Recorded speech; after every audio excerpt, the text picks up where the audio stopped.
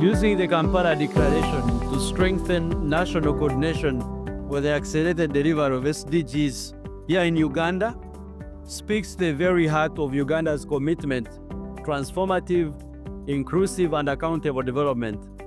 We are privileged today to have a distinguished technocrat, the head of the SDG Secretariat and the senior technical advisor in the office of the Prime Minister, Dr. Albert Byamugisha. You're welcome, Dr. Albert Yapik.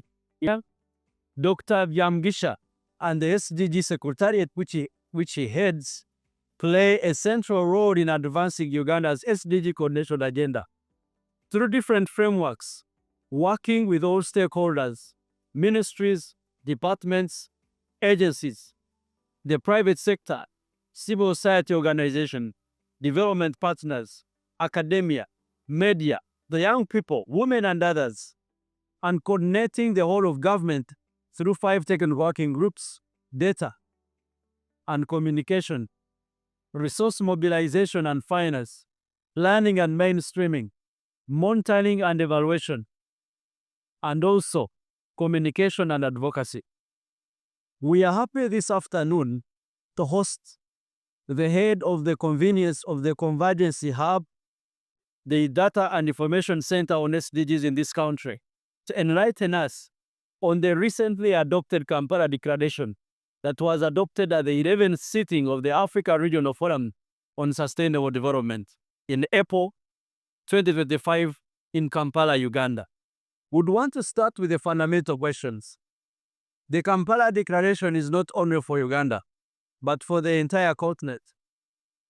And Uganda is playing a central role because as a champion of the SDGs in the world, because the SDGs were launched and adopted when Uganda chaired the United Nations General Assembly. This country has often been cited as a model on the continental level for embedding the Sustainable Development Goals into national systems. Would want to hear from Dr. Albert and let him walk us through the journey on how the National SDG Secretariat has supported the integration of the SDGs into the national planning and budget frameworks, particularly in the NDP III and also in the upcoming NDP IV, which was actually launched on 1st July 2025. Yes, Doctor. Okay, viewers, I thank you very much, Onesmus, and then the organizers for being interested in the SDG Secretariat. As you have indicated, that Uganda is among 193 UN countries that adopted the SDGs in 2015. And during that time, Uganda held the presidency of the General Assembly. Honorable Tessa was the president of the General Assembly 2015-2016, and it was during his time in 2015 September when the SDGs were adopted and flagged off by our president, Yoweri Kaguta Museveni, having succeeded the Millennium Development Goals. Then in 2016, Uganda was among the 22 countries which were requested to showcase on their preparedness in the implementation of SDGs. And during that time, Uganda was implementing National Development Plan 2. So it was found that at least 69% of the SDG targets were aligned to our National Development 2. And we are among the 2 countries in the whole world whose targets were aligned. Then in 2016, the government developed a coordination framework, a national coordination framework, which was located and supported by the Office of the Prime Minister. This coordination framework defined roles and responsibilities for different stakeholders, the state and non-state actors, in the implementation of SDGs.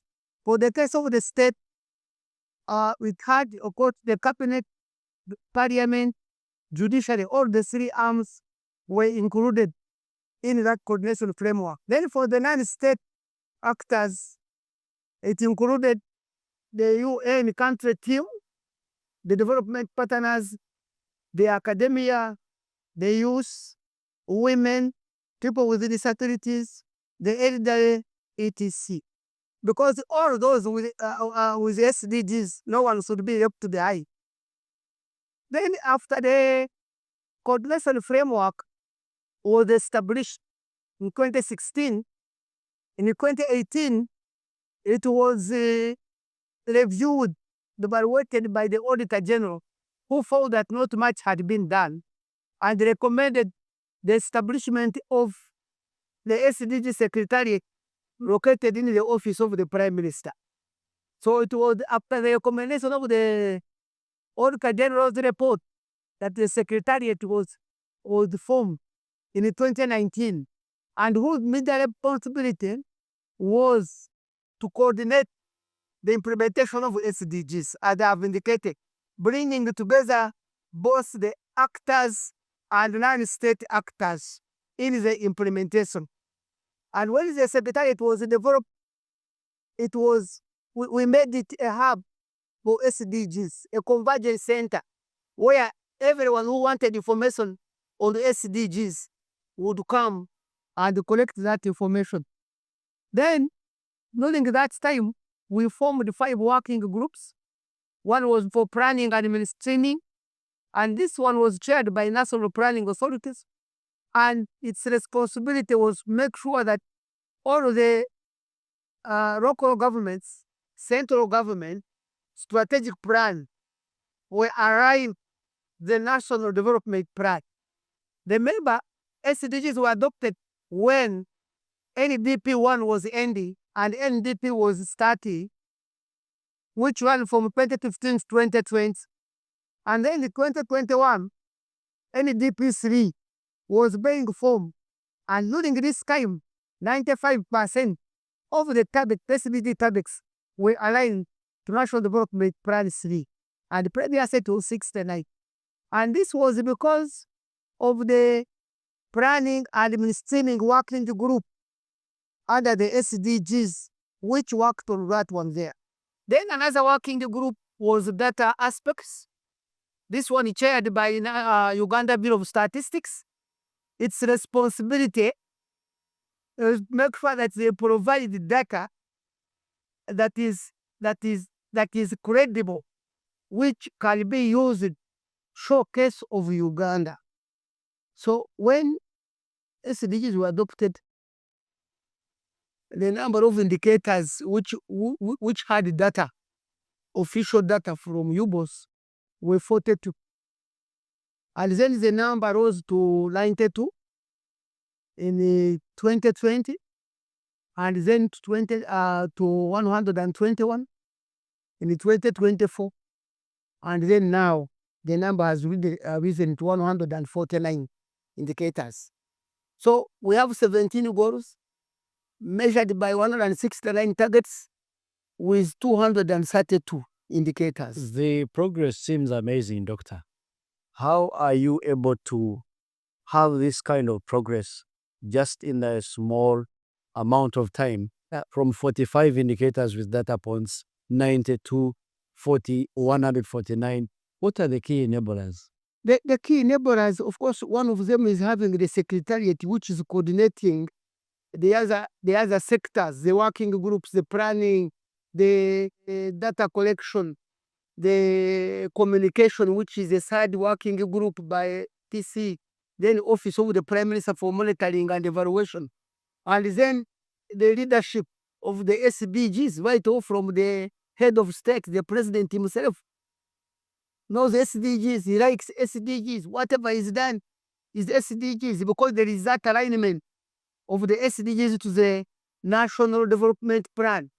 And when you look at the ruling party manifesto, it is 100% aligned to the Sustainable Development Goals.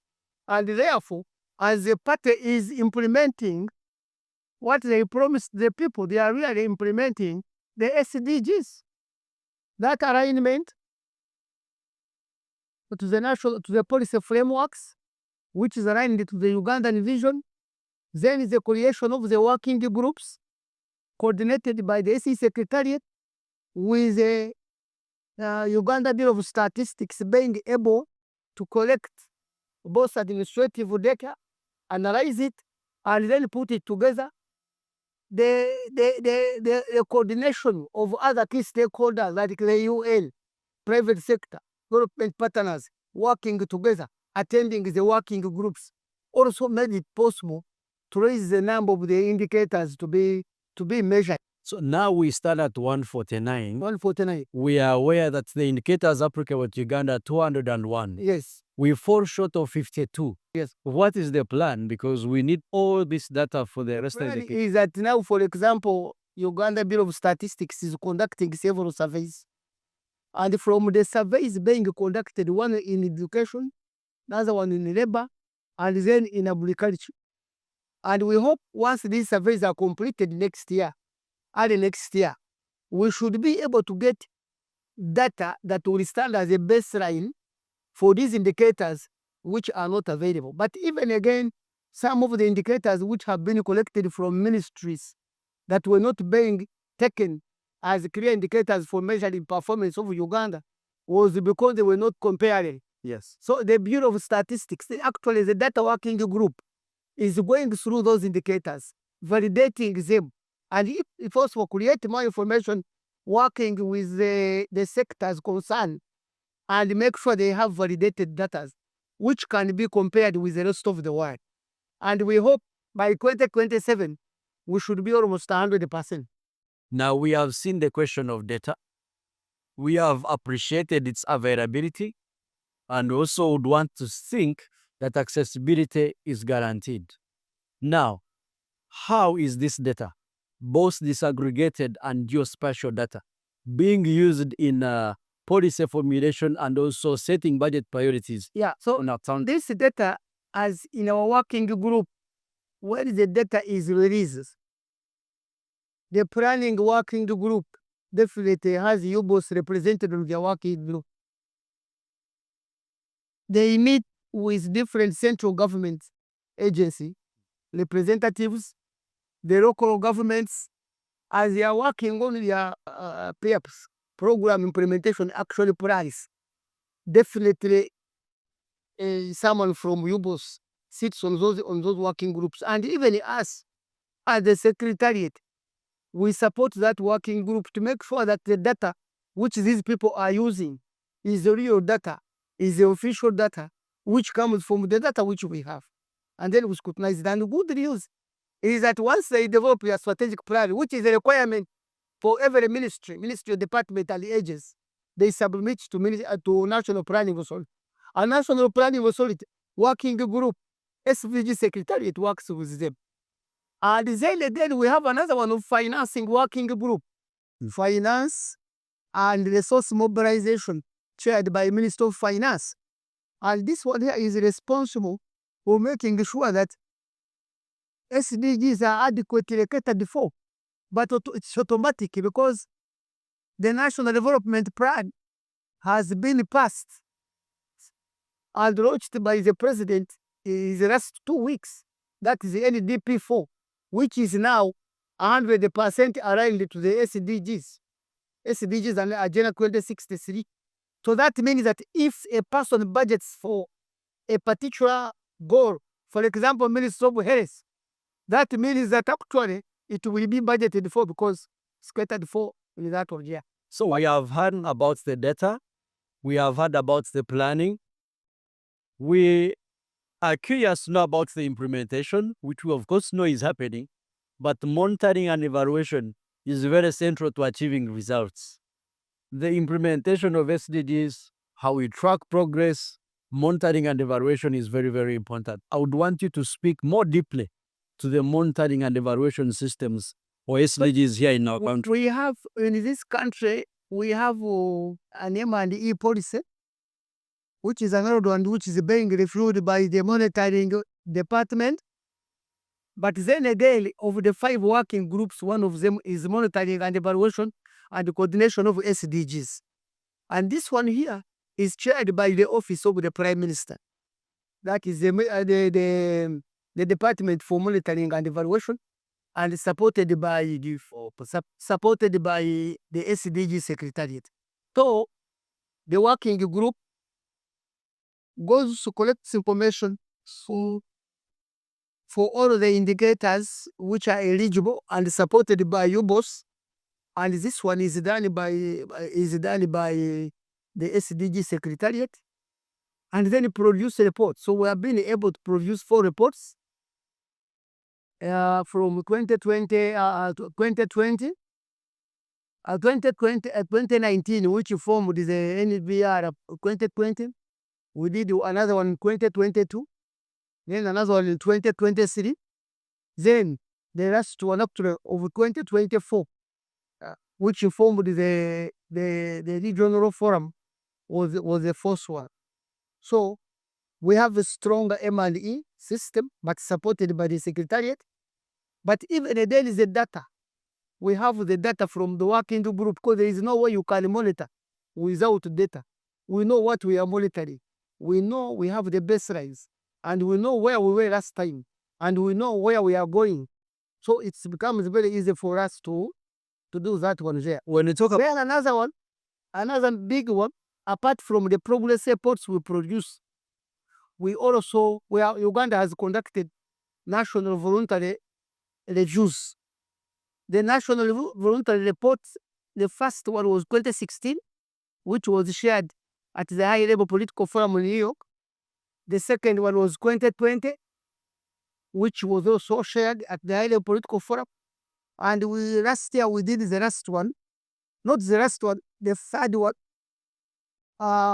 presented in New York. And of course, all of these voluntary national review reports, as the reports we show to the whole world how we are favoring, and we are fairing, and they are supported by the progress reports which we do annually.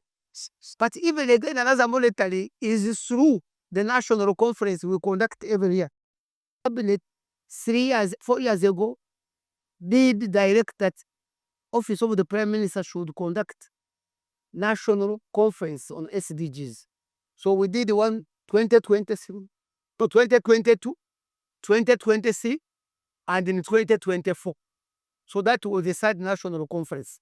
so speaking of Conference is informed by the forums and so-called and data, bring on the board on different people, and then that is it. so we have talked about planning, we have talked about data, monitoring and evaluation, and then that leads us to reporting. And most crucially, you speak about the voluntary national reviews, the VNR. You speak about the progress reports which you produce annually. How do these, or how have these spoken to the reforms that are taking place in the public arena in terms of public service delivered? So, in terms of public service, because producing such a reports were inclusive, the reports definitely were contributed by all ministries, departments, and agencies. Yes.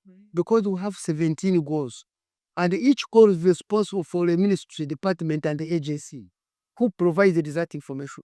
So after putting together the report, presented to cabinet, even the parliament, now the ministries now started using their reports, using their data, because they know where they have done well, where they have not done well, and what improvements can be done, because even the reports provide recommended actions on all the findings which they are finding. So in so doing, because it is involving, is inclusive, then everyone is improved. It helps them to perform very well. The good story on data, on planning, on monitoring and evaluation, on reporting, the adoption of these results into our policy formulation and the development agenda of this country sets a fertile ground for the recently concluded and adopted Kampala Declaration. I would now want us to speak to the hope that Kampala Declaration brings to us. This declaration that was adopted in April, on the 11th of April 2025, on SDG implementation. And this, of course, marked the watershed moment for Uganda and the region, Africa at large, in reaffirming high-level political commitment to the 2030 agenda. Would want to know from you how the government of Uganda how the Office of the Prime Minister, how the responsible office, National SDG Secretariat, are planning to operationalize the Kampala Declaration, especially in the areas of coordination, stakeholder engagement, and government accountability. Oh, thank you very much. Uganda climax its implementation of SDGs in hosting the African Regional Forum, which was the 11th one this year that took place in April. Now, during that time in April, we brought on board over 3,000 people from the 54 African countries. We had some heads of states which were hosted, who were hosted by our head of state. We had all the UN agency that attended that was here. So the outcome of the forum, as you rightly reported, was the Kampala Declaration, which has the key outcomes of the declaration and the key messages. And as a country, now we stand out to be the chairperson of the Bureau for the African Regional Forum. In the next one year. This forum, this of course SDG, is headed by the Right Honorable Prime Minister Robin Anabanja, who is in charge of SDGs and in charge of the Prime Minister in charge of the SDGs, and she's the one who brought up actually this forum when she represented the president in the 10th African Regional Forum that took place in Addis Ababa last year. So during that time, she bidded for Uganda to host the forum, and I'm happy to inform the viewers that indeed Uganda marked out as a winner and hosted the forum. When she presented to cabinet, the president and the cabinet accepted, and we were able to host the first and the best forum in the whole of Africa. In the last 11 ones, I think the 11th one was the best. One wants prove that, you can go and find out, because the numbers, the standards that were at really that time, the services, because the government of Uganda supported 98% of the forum. So as an outcome of the same, we chair the forum in the next 1 year. The Prime Minister will be supported by the Minister of General Duty and any other ministers who may be delegated. And Uganda is ready to present this outcome to the high-level political forum on the 22nd July, which is after next week in New York, where now the government will be presenting on behalf of Africa the key outcomes and the key messages. Now, on financing of SDGs as reflected in the Kampala Declaration, in Uganda, we are happy because already the country have an integrated national financing framework, which was developed, led by Minister of Finance, with other development partners and other key stakeholders. And this integrated national financing framework is very important for the country because it has 5 key areas. The first area is domestic resources mobilizations. And in this area here, we are talking of tax and expanding tax base. The second one is private sector engagement, where now we can get money through PPPs and even blended financing, like this climate financing, and so of course. And the third one is debt sustainability management, managing our debt can also reduce money that can use it for development. And the first one is diaspora financing. It talks of diaspora financing. We have many Ugandans who are working abroad, and they are sending back money home. Actually, a lot of it, which is being sent home. So it's one of the strategy that is included in the integrated national financing framework. And of course, as a Kampala Declaration and for the country, that is one of our key areas. Then the other one is innovative financing mechanism. Innovative financing mechanism where we are talking of green bonds, climate financing, etc., which now Minister of Finance working with other partners is looking at. And we are happy that we have the financing and resource mobilization working group under the implementation of SDGs, which is coordinated by the Secretariat. So very closely working together, we shall make sure on the side of financing, that one is done. Then on the side of science, digitalization, or whatever is done to support the implementation of SDG, the Minister of Science and Technology and Innovation is very key and working properly. That one is looked up on works. We have spoken about the 2030 agenda, but we know we have the companion agenda, which is the African Union Agenda 2063. Would want to know the complementarity in the planning, integration, and implementation of the 2030 agenda alongside the African Union Agenda 2060. Yes, viewers, it is important to note that we are looking at 3 agendas, but keenly implementing very closely 2 agendas, well knowing that the 3rd agenda will also be implemented. And these 2 close ones are the Agenda 2030, Sustainable Development, SDGs 2030, which were adopted in 2016 and will be measured, of course, in 2030.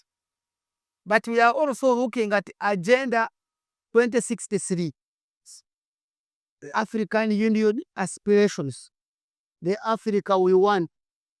This one was adopted by African Union in 2013.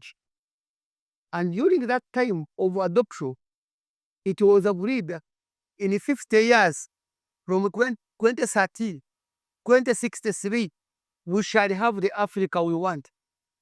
The Africa that is peaceful, that Africa that no one is left behind, the Africa that has no poverty, the Africa that will be desired by every person in the whole world. So that is it. So as part of implementation, the SDG Secretariat combines both the 2030, the 2063, and even the progress report starting from 2023. We calculate direct that we should combine both of them. So all the progress reports I've talk about the implementation of that on there. But good news is that the National Development Plan 3 and even 4 have both agendas, 2030, 2063. As we saw our service, we are Together. So when we are implementing, and you find some indicators used for the targets and the goals for 2067, 2030 are the same. So we are National Planning Authority has already done some mapping on all those agendas and have given us a framework. And now Uganda Bureau of Statistics for collecting data, they do it very easily because it is already mapped as integrated. And all of them by 2030, no, by 2030 should be aligned to. It is with gladness that we note how rich our national development planning is. Achieve the Vision 2040 of our country, Uganda. We are looking at the proper alignment of not only the Agenda 2030 of Sustainable Development Goals, but also the African Union Agenda, Agenda 2063 on the Africa we want. The East African Agenda Vision 2050 is also an integral part of the national development planning that we are putting our national development plans to achieve the Vision 2040. We are not only gladdened, but also hopeful. But again, we know that this is a journey that could be tainted with a number of challenges. And I would want to invite for our guests tonight also enlighten us. This success story, these best practices, what are the challenges you face on the journey to achieve? Yeah, the challenges, of course, is these SDGs and Agenda 2063 are not known by everyone. One very key one is awareness, creating awareness of the agendas, trying to tell the population that these agendas were adopted by the country with other countries, and the aim is to make sure no one is left behind. So that is still a challenge to make sure that all the citizens of this country are enlightened on these agendas, because they are very good agendas. And it is important to note that whatever people are doing, they are doing exactly the two agendas, including the ministry departments and agencies. But then are they aware? Then the other one is financing, because as you noted, our budget cannot finance everything and most of the programs and projects which it should be supporting. So the money provided to support the programs and projects really is not much, but it's what government can be able to manage. But still against all that, why Ministry of Finance has developed integrated national financing framework to make sure that they partner with the different partners. They use other innovative measures of raising money like bonds, climate finance, etc., and so forth. So that is the second major one. And then the localization of the SDGs. We need to domesticate whatever we do to the SDGs and Agenda 2030. So localization is still very low. We have done about 30%. This country here, to the 70% still remaining because of money, time, so that is also a challenge. Then the other challenge is also the divorce tax. Being a public service, they definitely the civil cover need to know about the SD. They need to take key to handle it at member that they contribute the same. So majorly those are the key. So I know the number of challenges, but I think those are the major ones. But already we have been shown the light that there is hope, that in using the coordination structures in place, the SDGs will be achieved by 2030, or at least progress will take place. We have had a number of insights on coordination, on the strong data systems, on the strong coordination structures, and more so on the visionary policy leadership.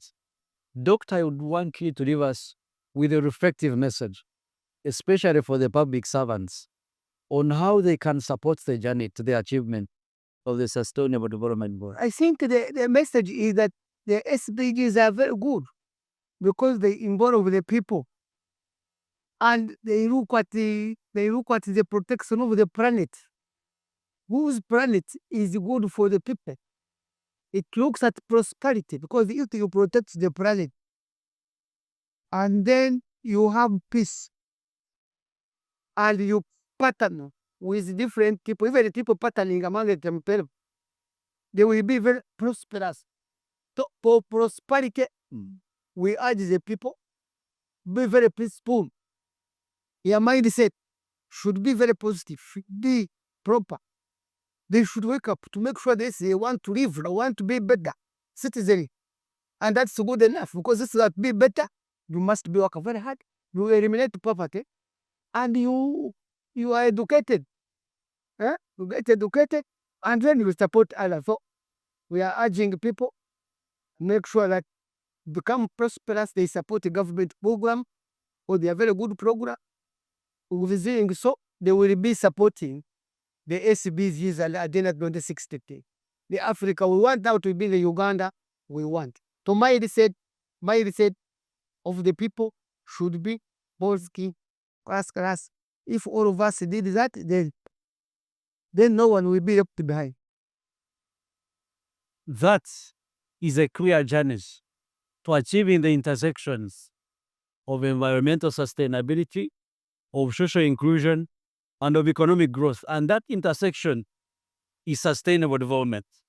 The insights been given to us by Dr. Albert, of course, help us get in the cognizance of the fact that the journey has opportunities and the journey has challenges.